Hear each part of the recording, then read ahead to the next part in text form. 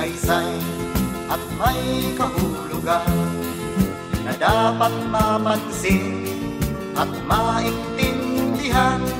Kahit sino ka man ay dapat malaman na dito sa mundo ikaw ay tuldok lang. Kahit na ang araw sa kalangitan, siya ay tuldok lamang sa kalawakan. Lahat ng bagay ay tuldok ang pinanggalingan, at kung masdang mabuti, tuldok ang uuwian.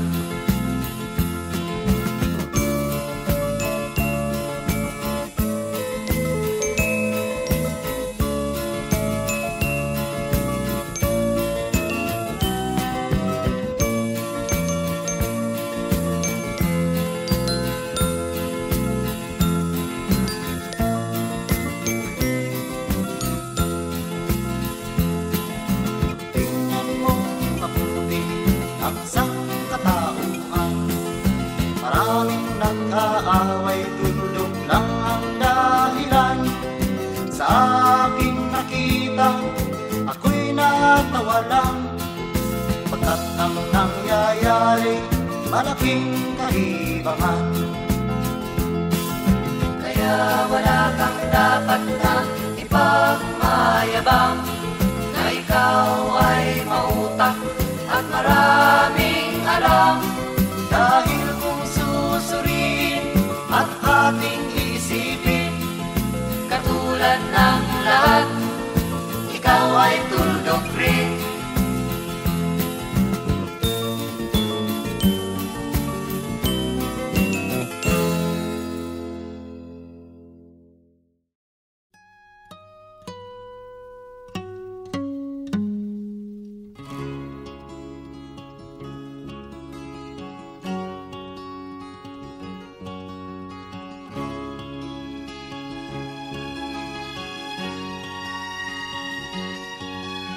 Nakita mo na ba ang mga bagay na dapat mong makita?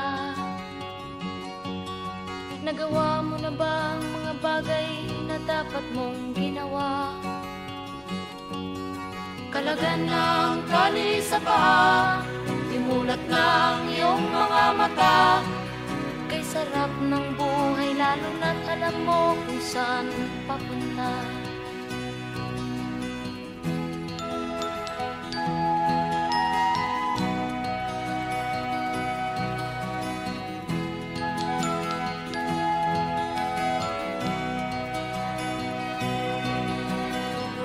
May mga taong bulag kahit dilat ang mata. May mga taong tinatalian sariling kamay at paa. Problema ay tinatalikdan, salamin sa mata'y hindi makita. Kay sarap ng umaga, lalo na kung ika'y gising.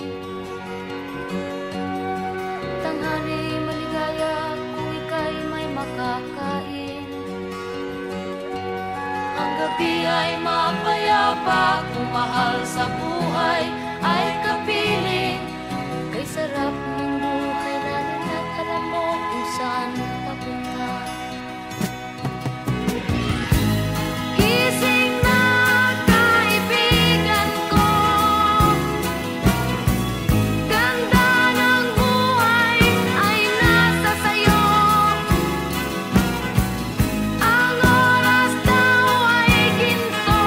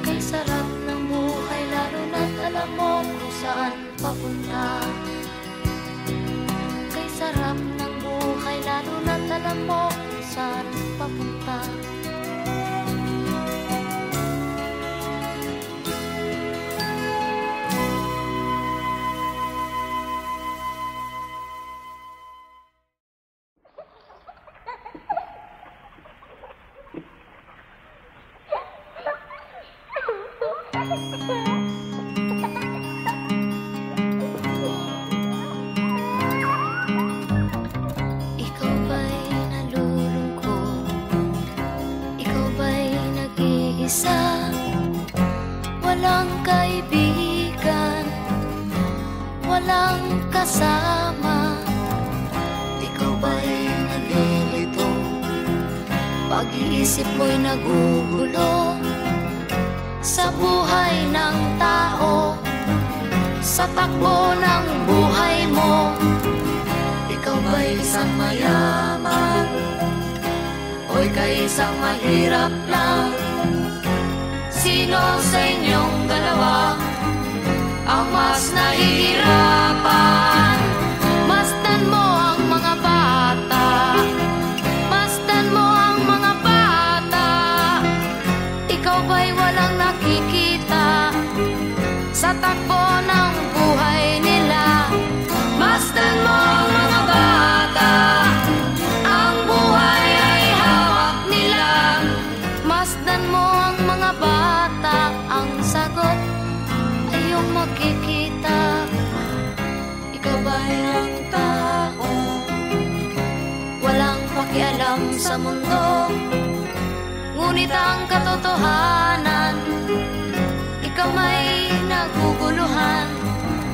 Tayo ay naglalakbay, habol natin ang buhay, ngunit ang maging bata ba'y tulay tungo sa hanap nating buhay. Masdan mo ang mga bata, ang aral sa kanila makukuha. Ano nga ba ang gagawin sa buhay na hindi naman sa atin? Itanong mo sa mga bata, itanong mo sa mga bata, ano ang kanilang nakikita sa buhay na hawak nila. Masdan mo ang mga bata, sila ang tunay na pinagpala, kaya dapat nating pahalagahan, dapat din kayang kanipitan. Masdan mo ang mga bata, masdan mo ang mga bata. Ikaw ba'y walang nakikita sa takbo ng buhay nila? Masdan mo ang mga bata, ang buhay ay hawak nila. Masdan mo ang mga bata, ang sagot ay iyong makikita.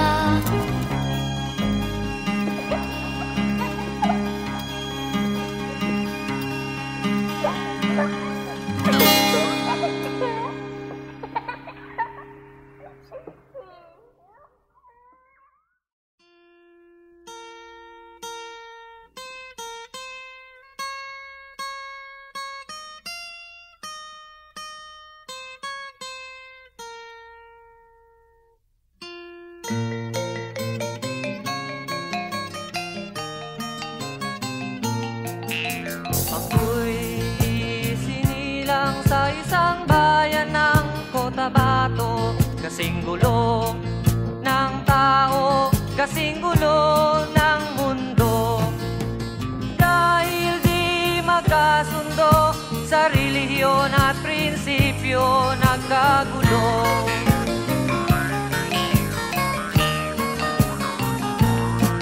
Ang bayan ko sa Cotabato, kasing gulo ng isip ko. Di alam saan nanggaling, di alam saan patungo. Kapatid sa kapatid, laman sa laman, sila-silang naglalaban. Di ko alam ang dahilan ng gulo.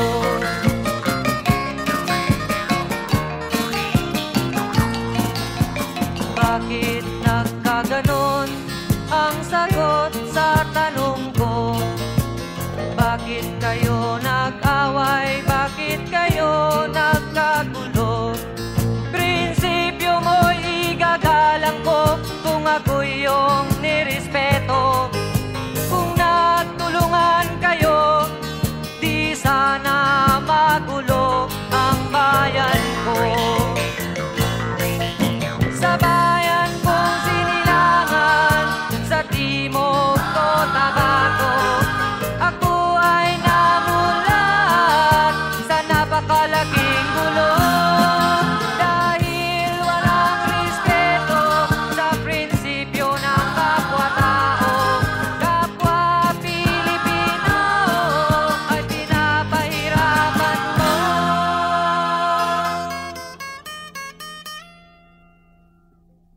ang gulo.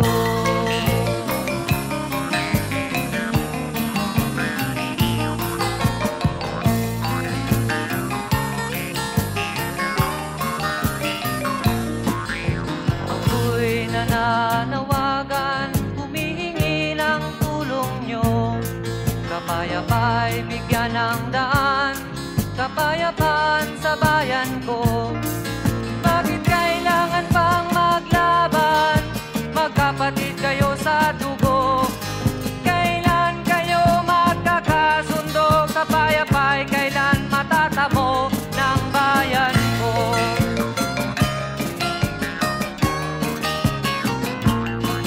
Kung ako'y may maitutulong, tutulong ng buong puso. Gitara ko'y aking inaalay, kung magkatuloy gamitin mo.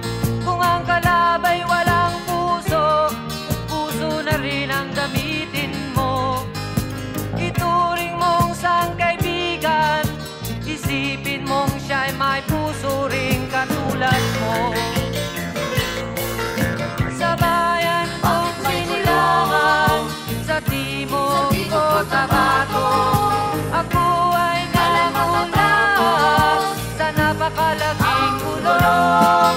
Dahil walang respeto sa prinsipyo ng kapwa-tao, kapwa Pilipino ay kinakalaban mo.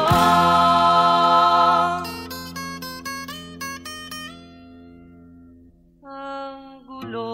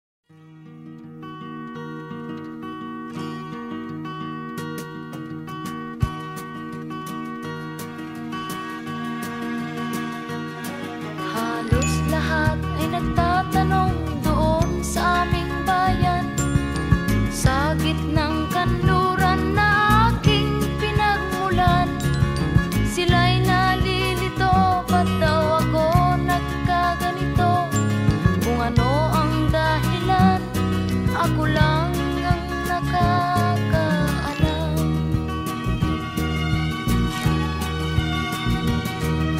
Magulang ko'y ginawa na ang lahat ng paraan upang mahiwalay sa aking natutunan. Subalit iniwan ko ang ibinigay na karangyaan. Kung ano ang dahilan, ako lang ang nakakaalam.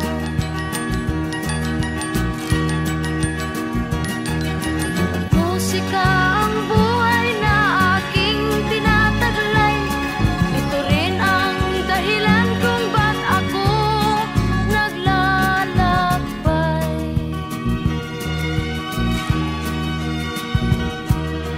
Kaya ngayon ako'y narito upang ipaalam na di ako nagkamali sa